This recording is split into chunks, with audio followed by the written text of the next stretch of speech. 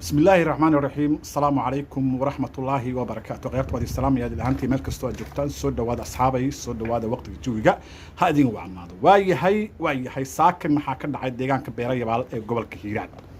saakay Beerayabaal waxaa ka dhacay wax aan la arag oo aan la maqal. kooxdii argagixisada ahayd ee saakay isku dayday in dagaalkan wajigiisa labaad bilowdo inay soo afjaraan oo ay fashiliyaan ku talagal ay ku soo talagaleen oo ciidan xoogan ay ku soo galeen deegaanka ku soo weerareen Beerayabaal saakay waxa ku dhacay wax aan la arag oo aan la maqal. war soo dhawaada asxaabay, soo dhawaada kuwa shabaabka taageersan qalbiga ka jecel muuqaalkan wadna qabad ayuu ku yahay. adinku waxaan leenahay iska baxa guryaha hoos ka soo xirta iska ooya, muuqaalkan idima quseeyo, wadna qabad ayuu idinku yahay.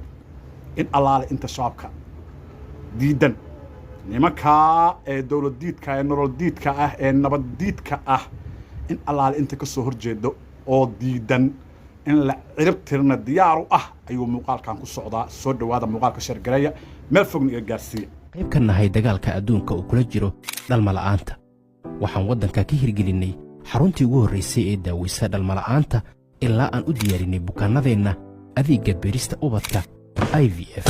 waxaan nahay xarunta rajada qoyska. shalay waxaa bilowday dagaallo argagixisada lagula galay deegaana ee waayahan dambeba ay ku dhuumanayeen oo Beerayabaal iyo Jicbow inta u dhaxaysa ah. dagaalkii shalay nimanka dhowr aag ayaa laga weeraray, dhowr deegaanna waa laga qabtay. markii ay firxadeen ayay waxay sameeyeen inay dib isku soo abaabulaan. ciidan bay waxay ka soo aruuriyeen meelo ka fog gobolka oo gobollo kaleenta ah oo xalay guura ku yimid. boqolaal ciidan ah oo kooxda argagixisada ah xaloo dhan bay ka soo gudbayeen webiga. saakay ayay marka weerar ku soo dhardhaareen ciidankii deegaanka iyo ciidankii dowladdaba. xogtooda marka xaladii hore ayaa la helay oo sirdoonka macawisleyda qaar ka mid ah ayaa xalay oo dhanba la socday nimankan ciidanka ee gurmadka u yimid ee webiga ay ka soo gudbinayaan. warbixintooda waa la heestay. difaacyadii ay ku ogaayeen meelaan ahayn ayaa intii loo galay ciidankii dowladda iyo kuwii deegaankaba difaacyadii ayay bedesheen, difaacyo kalentoo cusub ayay samaysteen oo kooxda argagixisada aan ogeyn. saakay ayay markaa waxay ku soo talagaleen in dagaalkan wejigiisa labaad bilowday la doonayo dalka in looga sifeeyo kooxda argagixisada ah. ayay waxay rabeen in ay dabargo ay ku sameeyaan ama dabargoyn wax la yidhahdaba oo la fashiliyo oo dowladda aysan mar damba ku soo dhiiran dagaal noocaan ah iyo ciidamada deegaanka macawisleyda ah. saakay markaa afjar ay ahaayeen, waa ay soo duulaan tageen, waa lays helay. maxaa dhacay marka? kooxdii argagixisada ahayd waxaa ku dhacay wax aysan filanayn. cali jaytamaanlowta ma lahay wax aysan filanayn ayaa ku dhici doona kooxdan. saakay waxaa ku dhacay hadda jab lama odhan karo, xasuuqna lama odhan karo. waxaa la odhan karaa oo keliya wax la yidhaahdo sifayn ama xidida sib wax la yidhaahdo ayaa la odhan karaa. dagaalka saaka dhacay wax kaloo lagu macnayn kara ma laha. nimankii argagixisada ahay waa la helay, jeebkaa loo aastay, garabkooda ilaahay ka baxay. waxaa ku jiray ajaanib fara badan ayaa ku jirtay kooxda argagixisada ah. saakay markaa si fiican ayaa horta loo cibaadaystay. waxaan leeyahay mujaahidiinta xaqudirarka ee macawisleyda gobolkaasi iyo ciidanka dowladdaba waxaan leeyahay intii ka shahiiday allaha u naxariisto, intii ka dhaawacantana waxaan leenahay ilaahay ha u boogadhayo. saakay waa la cibaadaystay. nimankii waxaa ku dhacay jab iyo naasabeel iyo lama arag oo lama maqal. waxaa ku dhacay dagaalkii ceel qoox leh wax ka weyn ayaa saaka ku dhacay. meedka saaka waa tuban yahay. deegaankii lagu diriray meedka waa tuban yahay. si loo xisaabiyo lama yaqaano, in yar unbaa laga soo sawiro oo laga soo qaatay. laakiin meedka 100 iyo samti weeye kooxda argagixisada laga dilay. halkan lagu soo bandhigi karo runtii telegramkii halkaas ayaa laga soo daawan karaa. waa yahay kooxdii marka markii la jibiyey midkoodii laga tilaabsaday intii hartay oo carartayna diyaaraddii duqayntii ayaa kor haddana intii looga keenay baa haddana baabax loogu siisiyey war waxa ku dhacay wax la soo koobi kara ma aha waa la guulaystay ciidanka dib xureynta gobolka hiiraan mujaahidiinta xaqodirarka ah ee macawisleyda iyo dowladdaba waa la wada guulaystay soomaaliya oo dhan ayaa guulaysatay jabka saaka ku dhacay iyo halaagga saaka ku dhacay kooxdii argagixisada ahayd mid ay dib dambe ugu soo laabanayso deegaan xawaadle iyo deegaan wiil macawisley xawaadle uu jooga ma aha iga qora saakay ku talagalkoodii wuxuu ahaay inay soo aftiraanba ayagii ayaa la aftiray haddaba kooxda marka dib dambe ugu soo laamayaan bariga hiiraan iyo dhul xawaadle iyo meel wiil macawisley uu joogo dib dambe ugu soo laamayaan shabaab waa quusteen saakay filin quus ah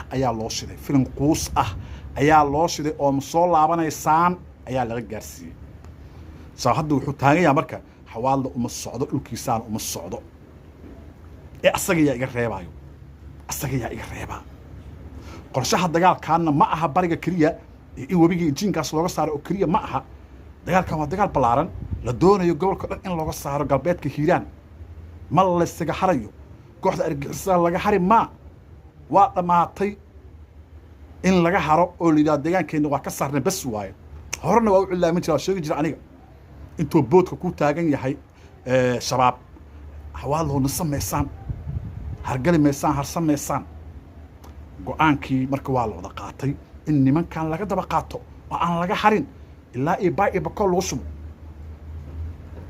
saaka marka waxaa ku dhacay halaag ayaa ku dhacay kooxdii argagixisada ahayd meedkeedu waa bilqin yahay meel walbuu daadsan yahay si loo xabaalo ayaaba la garan karinba hadda godaaweyna looqadaa kulli baa la iskaga gurayaa walba dad ma ahayn balaayi ahaayeen shaydaan iyo jinni ahaayeen haddaba marka waxaan leenahay waa la cibaadaystay waa la guulaystay wiilashii macawisleydii beesha xawaadle mar kale ayay haddana waxay ka dhigeen wacdaro la yaab leh ayay furmaha ka dhigeen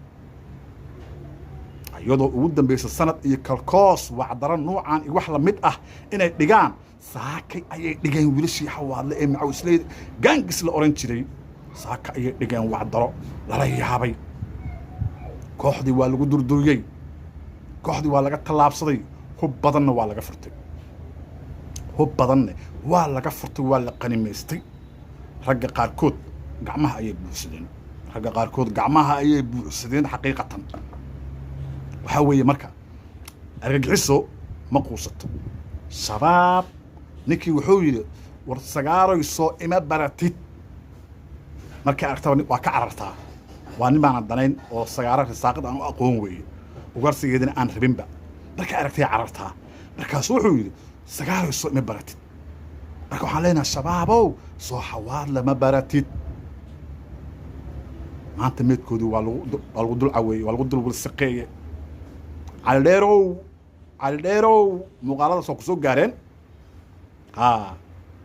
horena waa tii aad oga cabaaday markii lagu dul wilsiqeeyey saakana waa lagu dul wilsiqeeyey argagixiso kastaa waa lagu dul wilsiqaynayaa bakti weeye meed ma aha bakti weeye waa lagu dul wilsiqayn waa lagu dul ciyaari shaah baa lagu dul cabi maxaa idinka yaalla dhulkan maxaa iskaga kiin darsan deegaanadan dadkan degan macawisleyda iyo adinka maxaa iskaga kiin darsan xawaadli adinka maxaa iskaga kiin darsan kala baxdeen waa horaa kala baxdeen 2 sano ka horaa kala baxdeen xawaadli dib dambe dhulkiisa inaad uga tarisaan oo aad u gumaysataan oo waxaad rabtaan aad yacni ku samaysaan xawaadli waa diiday dhimasho ka xiga 10,000 oo wiil ayaa diyaar u ah 10,000 oo wiil ayaa diyaar u ah marka waxaan leeyahay shabaab quuso shabaabow quuso haddii aad quus leedahay qof wax garta aad haddii idinku jiro quusta deegaan xawaadle dhul xawaadle damba iyo san rabitaan dambe yuusan idinka soo gelin khiyaartooda islaamiya meel kastoo aad joogtaan dhammaan muuqaalka hadduu idin soo gaaro sheergareeya waa la guulaystay allahu akbar allahu akbar allahu akbar